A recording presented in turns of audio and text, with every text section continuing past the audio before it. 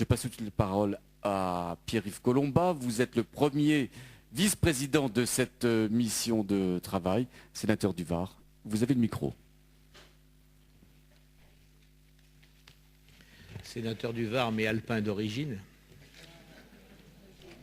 Je me plais à le rappeler. Non, il me revient donc de vous remercier, de remercier nos hôtes pour l'accueil chaleureux qu'ils nous ont réservé. Je crois que nous n'oublierons pas de sitôt la soirée d'hier au pic du Midi. Et puisque nous sommes dans un amphithéâtre de STAPS, je pense que les échanges risquent d'être sportifs tout à l'heure. Donc nous garderons un souvenir inoubliable de notre déplacement ici. Vous remerciez tous ceux qui nous font l'honneur d'être ici ce matin et que le président Larcher donc a cité. Ils voudront bien m'excuser que je ne reprenne pas, que je ne les cite pas à nouveau. Et je voudrais excuser le président de la mission, Claude Belot, qui est rendu indisponible par un accident au Sénat. Bête comme tous les accidents, mais qui le rend momentanément indisponible. Alors, je veux dire que voilà démontrer, contrairement à ce que colportent les mauvaises langues, que la fonction de sénateur, eh bien, ça peut être risqué. Alors, je profite puisqu'il n'est pas là pour dire du bien de lui, parce qu'il est modeste, et pour lui rendre hommage pour l'esprit qu'il a su insuffler à la mission. Et pour sa manière de conduire les travaux, qui fait que j'ai bon espoir que nous aboutissions effectivement à quelque chose qui sera pas mal.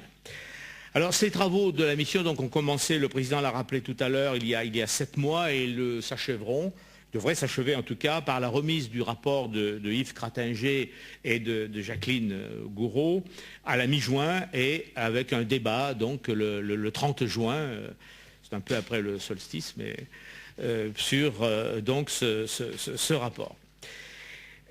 Quel est notre pari? Eh bien, notre pari, c'est de dégager un consensus suffisamment large, d'abord entre les membres de la mission, qui rassemblent des élus de toute expérience et de toute sensibilité politique, de tout parcours, puis ensuite entre les sénateurs, pour parvenir à un texte suffisamment rassembleur lors du débat sur le projet de loi d'orientation sur la réforme des collectivités locales qui aura lieu à l'automne.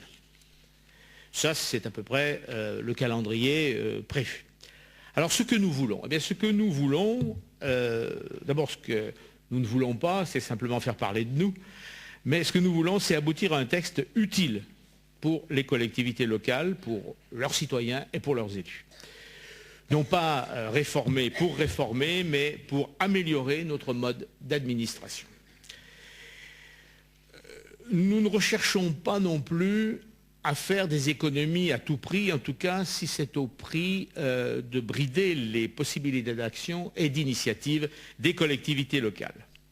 Nous nous inscrivons en faux, nous nous sommes inscrits en faux dès le départ contre la campagne de dénigrement de l'action des collectivités territoriales, des collectivités locales, qui, selon certains, jetterait l'argent public par la fenêtre.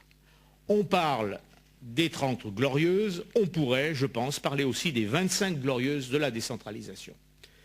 Que de changements depuis le début des années 80.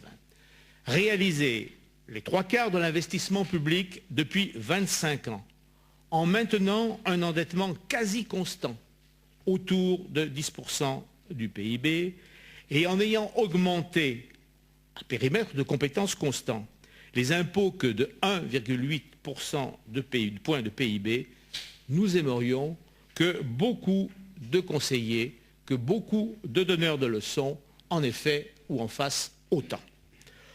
Notre objectif n'est pas de contraindre les collectivités à faire moins, mais de leur permettre de faire mieux. Ce n'est pas le moins-disant administratif, c'est le mieux-disant, c'est le meilleur rapport qualité-prix. D'où la méthode que nous avons essayé de mettre en œuvre. On l'a dit, il ne s'agit pas d'une approche a priori. Il ne s'agit pas de partir d'idées reçues, mais d'une approche pragmatique. Les nombreuses auditions plus d'une cinquantaine, les déplacements qui expliquent que nous soyons ici, après Lyon, Bordeaux et prochainement la Lorraine, explique, donc illustre cette méthode. Mais aussi, cela tient, comme notre président l'a rapporté, l'a dit, à la nature des sénateurs. En quelque sorte, nous faisons une auto-expertise, parce que s'il y a des gens qui ont quand même l'expérience concrète de la gestion des collectivités locales et de toutes les collectivités locales, c'est bien quand même les sénateurs. Nous souhaitons clarifier, bien sûr, mais en tenant compte de la diversité des territoires, autrement dit, de la diversité des manières dont s'articulent les modes d'intervention et les initiatives des communes, des intercommunalités, des départements et des régions, selon les endroits de l'Hexagone. Globalement, tout se fait, mais tout ne se fait pas de la même manière partout. Les articulations ne sont pas les mêmes. Alors, Midi-Pyrénées, puisque nous sommes là, eh bien, est en pointe. En matière de recherche. Bon. Et les Hautes-Pyrénées, Josette Durieux ne manque pas une occasion de nous le rappeler quand on dérive un peu, a réussi une reconversion économique à partir d'une problématique tout à fait complexe, problématique rurale, problématique de montagne, problématique industrielle, problématique touristique. Il n'y a pas le même cocktail partout. Et si nous voulons faire une réforme qui serve à quelque chose qui ne soit pas pire après qu'avant, eh bien il faut bien tenir compte de cette diversité. Alors vous aurez compris que nous ne proposerons ni la suppression d'un de ces échelons, ni le dépérissement de l'un d'eux, mais une clarification de leurs compétences assortie d'un renforcement de leur capacité d'initiative, de leur capacité d'action et, c'est tout à fait indispensable, de leur capacité d'association. Car c'est bien faciliter cette association qui nous apparaît comme déterminant si nous voulons vraiment dynamiser encore un peu plus notre territoire.